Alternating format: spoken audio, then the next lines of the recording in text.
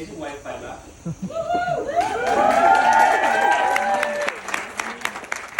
Beyond amazing. I never say ever. I wouldn't say today, but probably not again. So welcome to you all, and thank you for coming and blessing this amazing occasion and the newlywed couple. Before I start, let's take a moment to remember those who aren't with us anymore, who would most certainly have cherished this lovely day.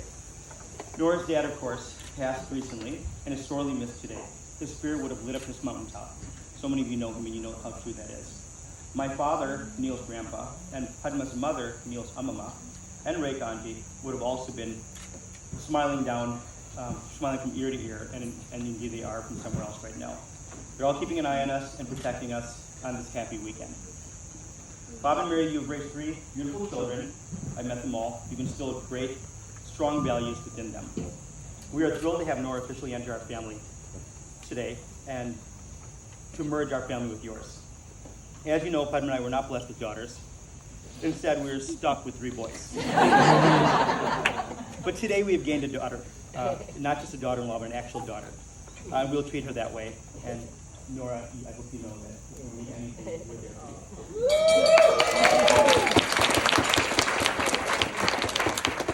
you. Nora, you're Neil's soulmate. Your warmth, your grace, and your affection fills every room you enter. I see in his eyes how happy he is whenever he's near you.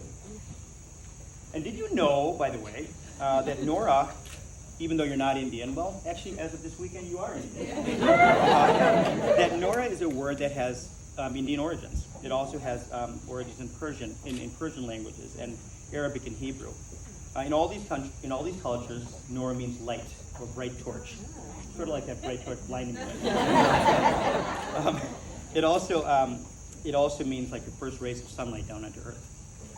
And having known Nora these past few years, I know that she will light a beautiful path for both Neil and Nora as they travel through life together with all its ups and downs. So, even though I really say it, I am really proud of my 3 boys. Even you, Neil. Especially you. Being the firstborn, it is not an easy task, especially in the Condamore household. You have set the bar for your brothers and your cousins on what it means to aim high while also being a good citizen and always following the golden rule of treating others the way you would have them treat you, no matter their station in life, and you've always done that. Neil was a challenging kid at times, okay, to say the least. We were on a vacation cruise once when they were kids, when Neil and Nathan were kids, and Nikki wasn't even quite born yet. And if you've ever been on a cruise, after dinner we go to a little show, right, the dinner show. So Padma and I are comfortably sitting at dinner show, and all of a sudden we hear over the loudspeaker, Dr. Condamore, please call guest services. We don't want that. Immediately. Now, if you've been on a cruise, you know this never happens. You don't get messages like that, but we got that message. So we were summoned and rushed down to the infirmary. Apparently, Neil, in his quest to make new friends and have a fun time, was running up the hot tub steps, slipped and put a gash into his forehead. So by the time we got down to the infirmary in the lower decks of the ship, Neil was laying on the table with a terrifying look on his face. An old, elderly doctor who probably retired many years ago was the ship's doctor. His hands were shaking as he held it in his hand. He was peering through his bifocals, about to stitch this wound right above Neil's eye. We could have used some of the ophthalmologists in the room to help us with that. We quickly said, Doc, let's just do some stereo strips. He was as relieved as we were to not have to sit there. And sorry, Neil, you got that scar, but believe me, you got it off with 2 orthognatics. A year or so later, we're on another cruise. And again, at that after-dinner show, Dr. Condamore, please call guest services. I said, not again. Immediately. This time, Neil, in his rush to finish dinner and go out and meet his new friends, had gobbled down some seafood, and by the time we got there, we aborted a full-on anaphylactic reaction that he would have died from. If anybody knows, Neil is pretty deathly allergic to seafood.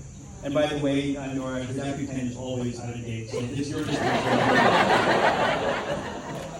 So, we would get regular comments from the teachers growing up, and they would say things like, the usual stuff, pleasure to have in class, hard worker. But we'd also get these other comments that we'd have to hold our breath for.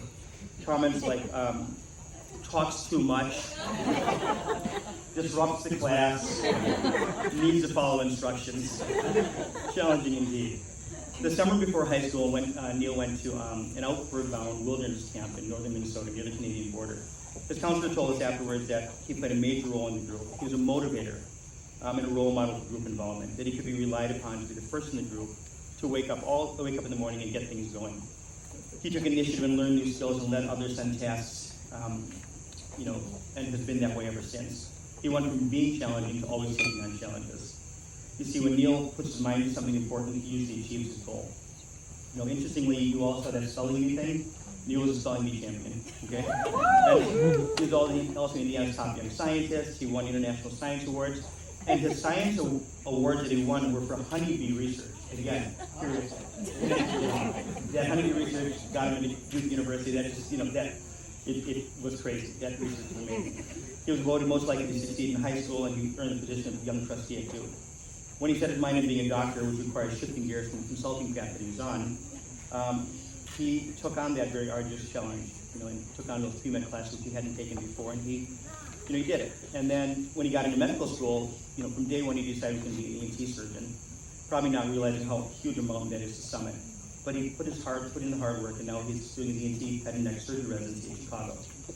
But his biggest win of all was winning Nora's heart. There's so much to admire about you, Neil, but your special trait of being able to easily forge friendships and open people's hearts and minds is powerful and will take you far. We couldn't be more proud of you. And without Nora's support these last few years, I don't think you would be where you are now, and certainly where you will go in the future. Nora's helped him follow his dream of getting to medical school and into his first choice residency.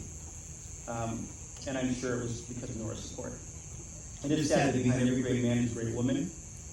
And as you both have an equal partnership, and you yourself, Nora, have big dreams, behind every great woman is a supportive man. And they have a great partnership. Neil and Nora, you go together like peas and carrots. Can you name the reference? Forrest Gump. And also like peanut butter and jelly. And Wimbledon in July. We are a big tennis family. You're both are very caring, kind, and generous. Family is important to both of you, and you're both bright and well-educated. You support each other, you challenge each other, and you encourage each other. Neil, you could not have found a better wife to complement your personality. Thank you, Nora, for making our son so happy. We love you both so much. At this juncture, I think I'm supposed to give you some fatherly advice. So 2 things for Neil. Yeah, only 2 things. Number 1, remember, Nora is always right. And then, in those rare instances where you are right, and you are sure that you're right, refer back to rule number 1. Almost 34 years later, since I've been married, I'm just beginning to learn rule number 2. So, keep having hope for the future, dream big, and remain humble. Always remember to be joyful, grateful, and loving. And give us a couple, remember to be joyful, grateful, and loving. And most importantly, give us a couple of cute, smart babies really fast. If we could all stand and raise glass. Actually, hold on 1 second. I'm just going to say a few words. Thank you all for coming and being part of this ceremony. I know you all have traveled from far and near to be part of this festivities. Thank you again. You can actually tell a different story, but you can say that for later. Let's all stand and raise a glass, please.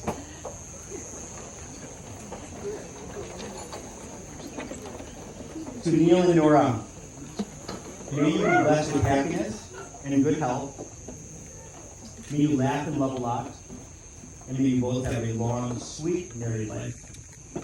Thank you.